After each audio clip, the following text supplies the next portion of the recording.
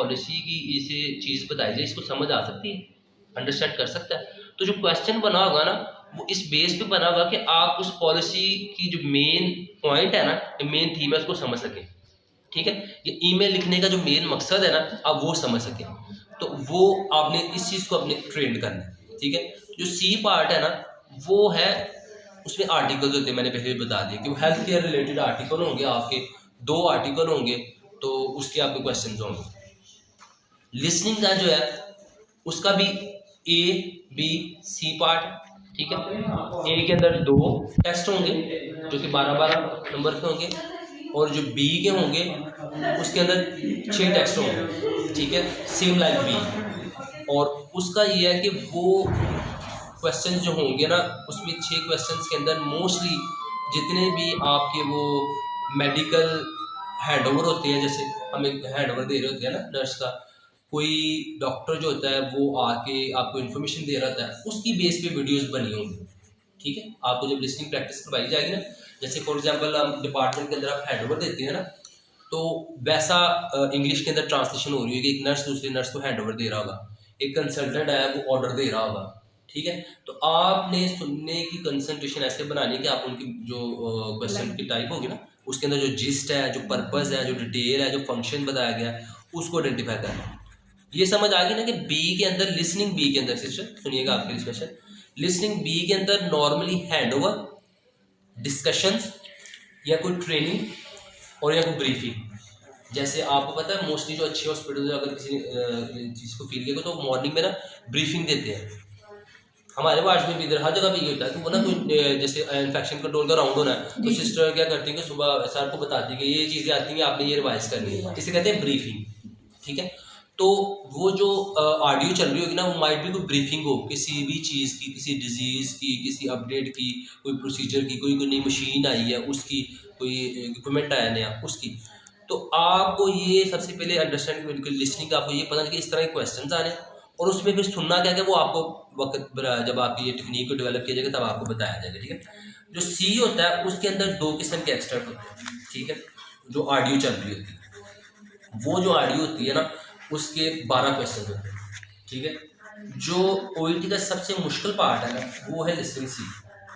वजह, OET listening सी इतना मुश्किल इसलिए है कि एक तो वो कंटिन्यू चल रहा होता है, आपने क्वेश्चन को समझना भी है, सुनना भी है, साथ ही लिखना, और उसने रुकना नहीं है। आपने एक क्वेश्चन खत्म हुआ दूसरे पे चल जाना, आपने साथ साथ पिक करते रहना। रीडिंग मुश्किल है लेकिन रीडिंग इस सेंस में आसान है कि आपके सामने पड़ी है चीज़, आप थोड़ी सी मेहनत अगर ज़्यादा कर लेना, इसके अंदर मेहनत भी काम नहीं आती। हाँ जी, मैंने लिसनिंग सुनी, एक मैंने पूरा सुना था, उसमें ये था कि जब वो बोल रहे होते हैं, जैसे फर्स्ट क्वेश्चन है, जैसे वो आप कह सकते हैं डायबिटीज़ के बारे में बोल रहे हैं, किससे ये होता है, ये कैसे फैलता है, इसमें फॉरवर्ड डिजीज किस तरह रिलेटेड होती है, वहाँ से खत्म करके वो दूसरे क्वेश्चन पे तब तक आ गया जब तक आप पहले पे आंसर करो। तो मैंने एक तो दिन लिसनिंग मैं बता रहा हूँ कि लिसनिंग सी सबसे मुश्किल है, लेकिन इसकी अच्छी बात इसमें ये है कि ये 12 है सिर्फ। ठीक है, तो आपको मैं बता दूं ये ओईटी के टीचर्स बताते हैं कि ओईटी का पेपर जो डिज़ाइन होता है ना वो ऐसा डिज़ाइन होता है कि कोई नॉर्मल नर्स भी कर रहा हो ना तो वो 30 आसान सवाल होते हैं। ठीक, 12-10 मुश्किल हो सकते हैं, जो 30 आसान होते हैं वो भी क्यों नर्स पूरे नहीं कर पाते, प्रेशर की वजह से टाइम वेस्ट कर लेते हैं, और प्रेशर की वजह से वो चीज़ें आपको सिखाई जाएंगी कि आपने किस तरह प्रेशर को कंट्रोल करना सीखना है, आपको इन्वायरमेंट भी वैसा कर दिया जाए। ठीक है, अब आ जाते हैं राइटिंग, क्योंकि राइटिंग का ना जैसे कि आप लोगों ने सिस्टर्स ने भी बताया, सारा मैं बता देता हूँ। तो राइटिंग में ना आपको एक चीज़ ये है कि लेटर आपने लिखना होता है। ठीक है, लेटर में जो है ना मैं आपको मैं बता देता हूँ कि लेटर नॉर्मली जो है ना बेसिक 3 टाइप्स होती है इसकी। एक होता है रेफरल लेटर, एक होता है डिस्चार्ज लेटर, एक होता है ट्रांसफ़र लेटर।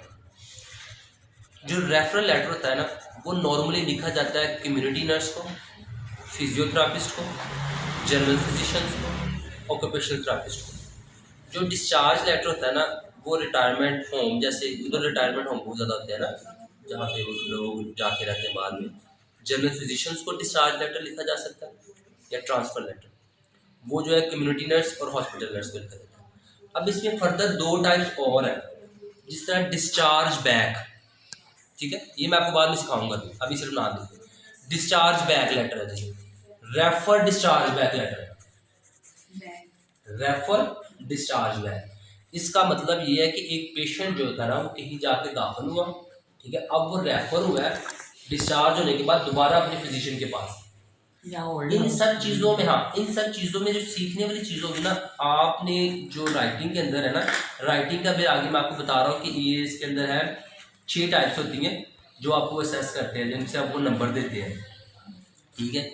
वो पर्पस जो है ना आपका, आज आपको हम सिर्फ ये इसी पे बात करते हैं, ठीक है, ठीक है। बाकी सिस्टर स्टेप बाय शुरू करेंगे, ये बहुत ज़्यादा है, ये अगर आपको एक दिन में बताना है ना, आप ये पढ़ सकती हैं, अभी आपको 10 मिनट दूंगा, आप पढ़ लीजिएगा।